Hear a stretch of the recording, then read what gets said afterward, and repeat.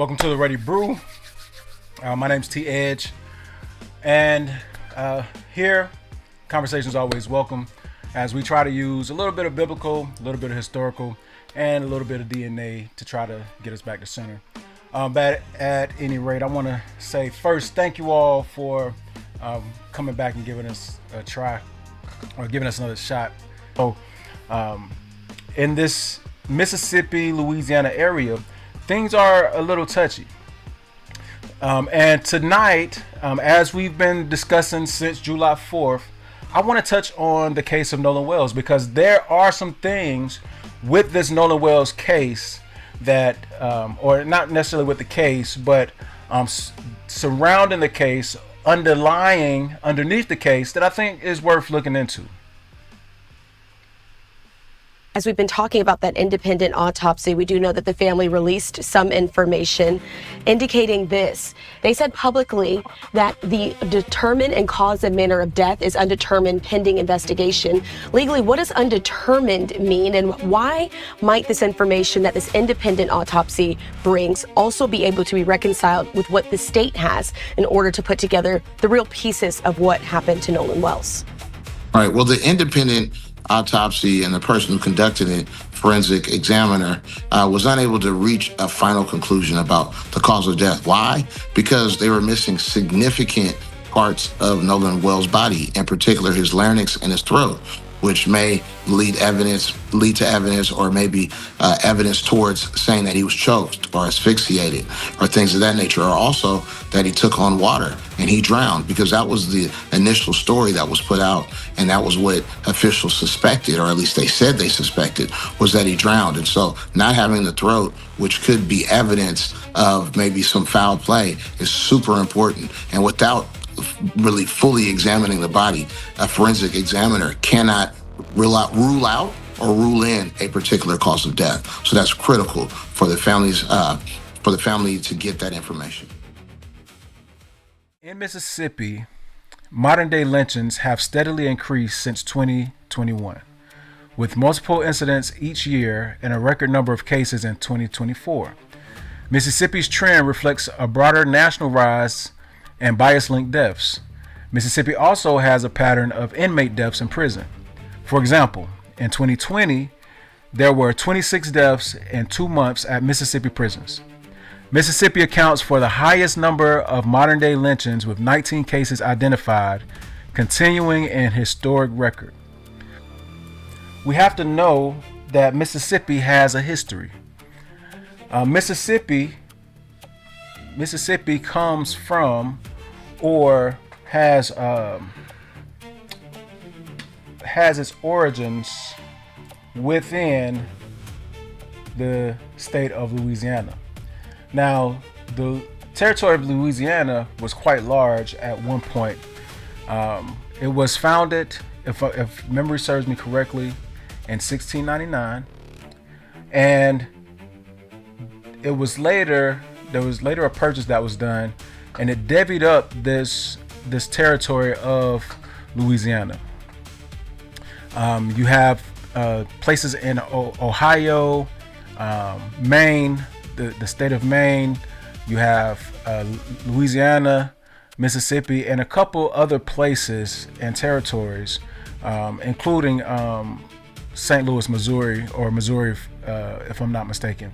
But in all regards, there's something to be said about the establishment of Louisiana. We know that the French established Louisiana. France, in particular, was a place that had a lot of Jews back in the day. I believe that the descendants of slaves in the diaspora are descendants of the Hebrew people of Scripture. I'm not saying that Askenazi Jews are not Jews. I'm just saying that the blacks or African Americans, the Negroes, descend from the Hebrews of Scripture. The reason I say that is because there are a lot of writings out there. This book is called The History of the Jews from the War with Rome to the Present Time. When I got in here, I noticed that there were a few different excerpts that named France specifically.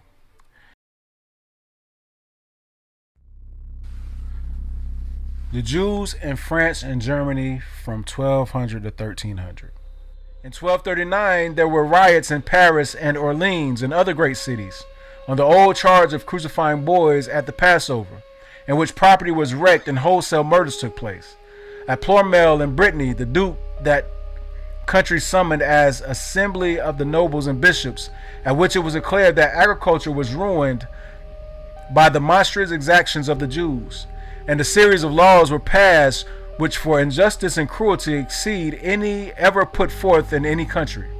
It was decreed that all debts to Jews should be cancelled, that all Jews should be banished from the country, that no person who should kill a Jew should be liable to persecution for it, and that no judge or magistrate should take cognizance of any such offense.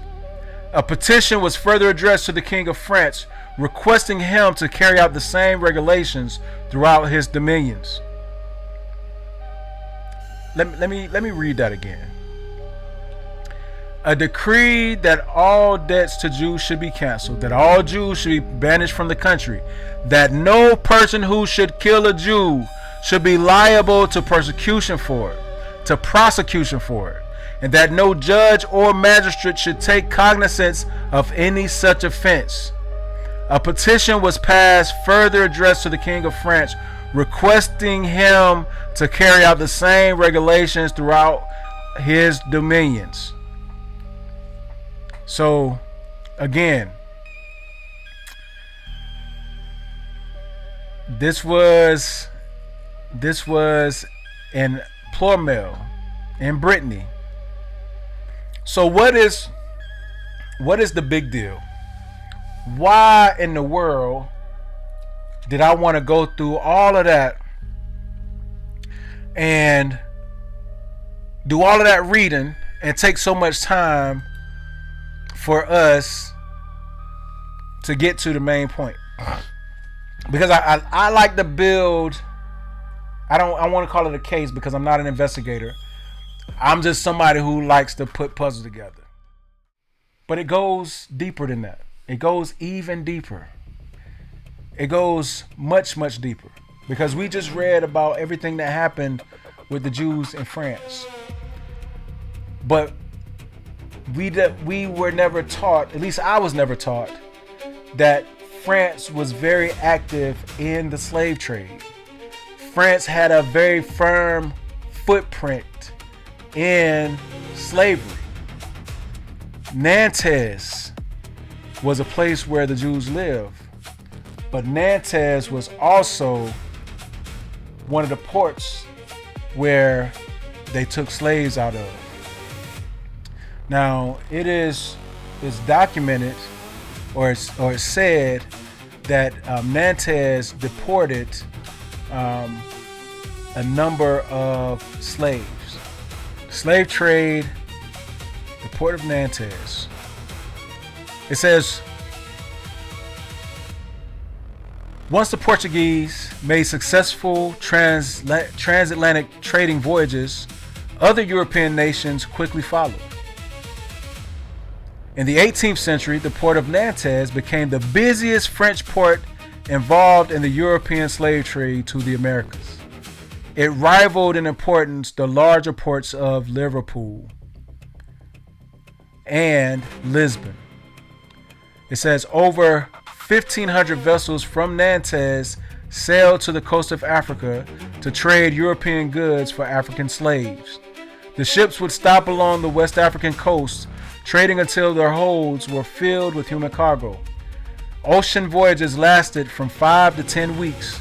The Middle Passage, the long oceanic crossing from Africa to the Americas, was a scene of tragedy. Approximately 13% perished during the voyage, and attempts to revolt were bloody and usually unsuccessful.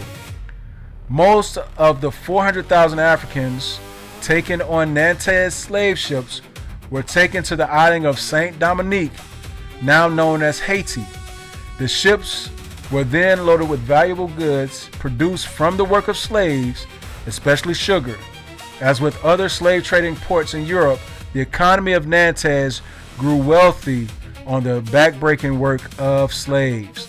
Now, I think it's very telling that the people who persecuted the Jews would go and find just some other people to put into slavery when they knew exactly where the Jews who were not converting was going to and from.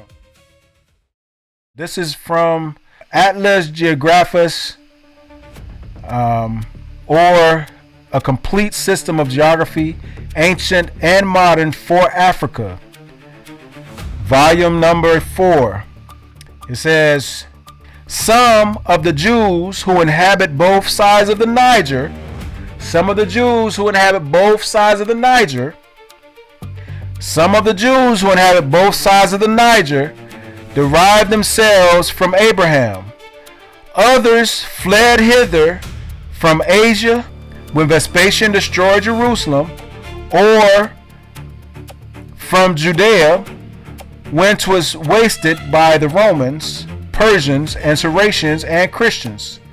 Some were banished from Italy in 1342, from Spain in 1462, from the Low Countries in 1350, from France in 1403, and from England in 1422.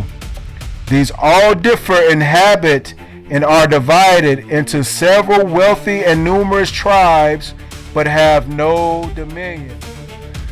So we have multiple accounts corroborating each other, telling us that there were Jews on the Niger, showing that France was going to a territory to get slaves, showing that there were 400,000 taken into Haiti on these 1,500 slave ships from Nantes. This is something that we should all be paying attention to. So when it comes to everything that we're seeing, it's evident that our foundations here in America are of a poignant, smelly, stale past. There's nothing new under the sun.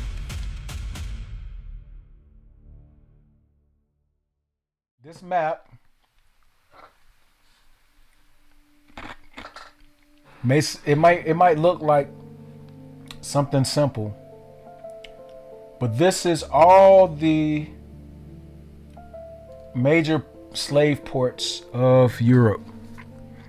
These are all the major slave ports of Europe. But I did put a little something here together. So in Cadiz, which is the southernmost port of Europe, down there in Portugal, in Spain, the history of the Jews of Cadiz spans ancient trading routes, medieval prosperity under Christian and Muslim rule, the tragic expulsion of 1492, and a vital 20th century escape route during World War I. In Lisbon, the Jews had deep medieval roots. Give me a sec. Let me move this. Matter of fact, I'm gonna take myself out the way here so that we can see. Let me get myself out the way. It says, Jewish Lisbon features deep medieval roots, tragic Inquisition history, and a resilient modern community. Key sites to explore include the Sher Tikva Synagogue on Rua Alexandria Herculano, the historic Alfama Jewish Quarter, Judiera Grande, and the 1506 Lisbon Massacre Memorial at Largo de São Domingos. This is Lisbon. Barcelona. See that on the northeastern tip of Spain. Barcelona has a rich Jewish history anchored by the medieval El Cal district, alongside a small modern community of roughly 3,500 to 6,000 residents. Notice they said a small modern community. So when they say modern, they're not talking about the Black Portuguese. We know what happened to the Black Portuguese. But we also know that in the 1700s, there was an influx of Askenazi Jews into the west of Europe. All right. Bordeaux, the most southern port in France. The Jews of Bordeaux have a rich history dating back to Roman and medieval times, growing significantly with the arrival of Sephardic Portuguese, New Christians, we just read about those, escaping the Inquisition in the 16th century.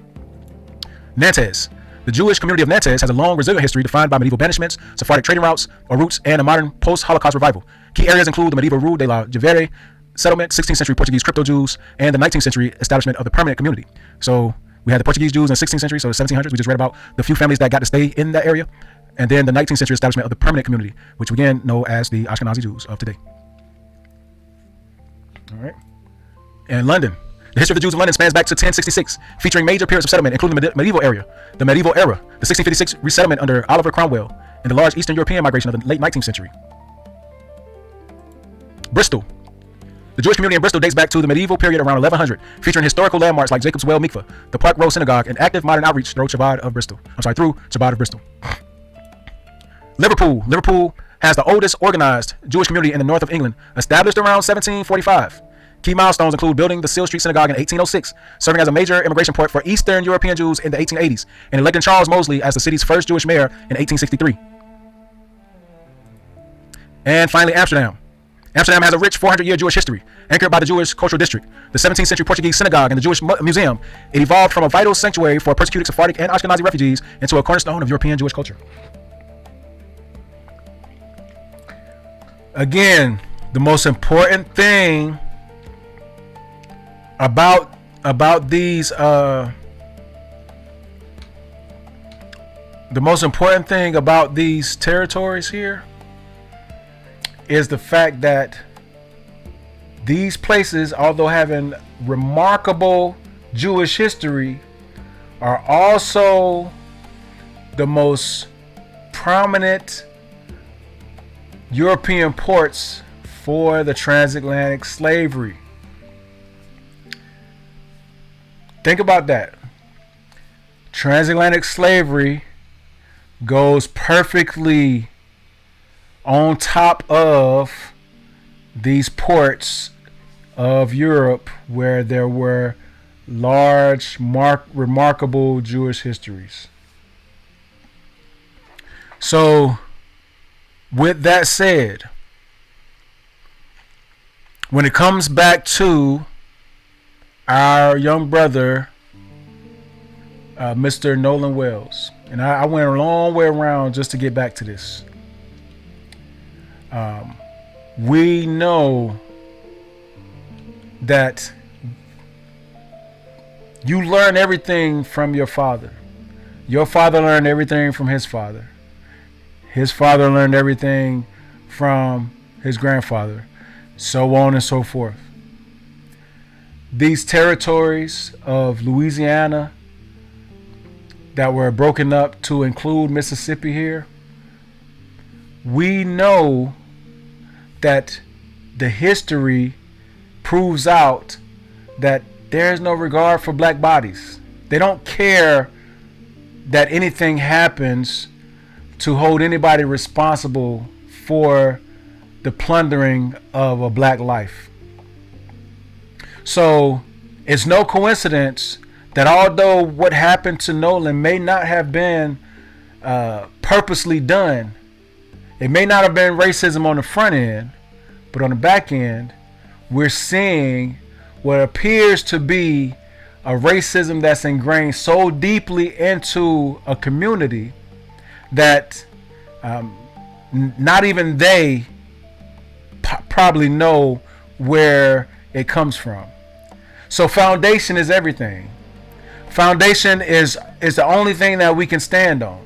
So when it comes to Nolan Wells, when it comes to the things that this young man's family, his friends, his loved ones, the black community as a whole, everything that we've seen and endured, when we see another black body lose life and nobody has the answer for it, we just look back in history. We read that there were laws passed, not just people acting rogue. There were laws passed. Laws were passed that said that not only could they kill Jews, but nobody had to answer to those murders. Nobody had to even be brought to court for those murders. So if it's foundational, I don't think it's coincidence that we're seeing these people go through so many lengths to make sure that nothing comes out, that they're trying to brush everything under the rug, that they're calling everything that we see a non sequitur. The video that the young lady posted that shows, or that where you can hear what sounds like in the background the commission of a crime, or the admittance of the commission of a crime, not by just one person, but by multiple people. The way things are being swept under the rug, it goes back along a historical line. I don't know if you're familiar with B'nai Israel, but when I was preparing for my video, he dropped the video, and at the end of his video, he discussed the history of the Ku Klux Klan in Mississippi. And guess what? The same things that they put into their rights of protecting God and being great Christians and protecting the church from its enemies is the same thing that we read about in these books. The same thing that they're showing in these historical accounts. So it's not a coincidence. I mean, it's almost like the more things change, the more they stay the same. You know, the Nolan Wells case shines a bright light on the foundation of this nation.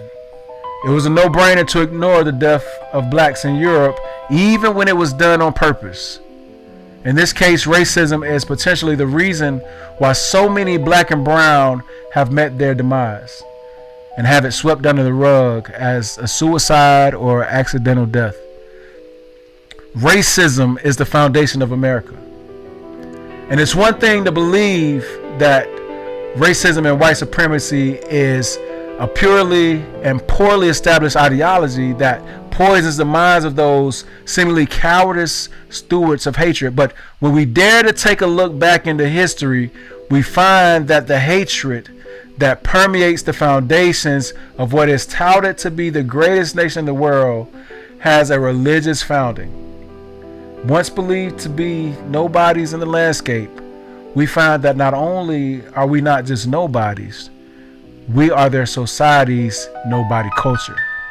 We are the lot that they turned into their sworn enemies by declaring us the enemies of Christ. The most liberating part of oppression and enslavement is in the knowing who you are and the greatness that you possess. Not only have we always been great in this nation, we have always been great since they've known us. There's no wonder that they want to keep us underfoot. The Almighty hears all and He sees all, and in the end, He will fight for us. I thank you all for tuning in to The Ready Brew. I'm grateful for you. Peace.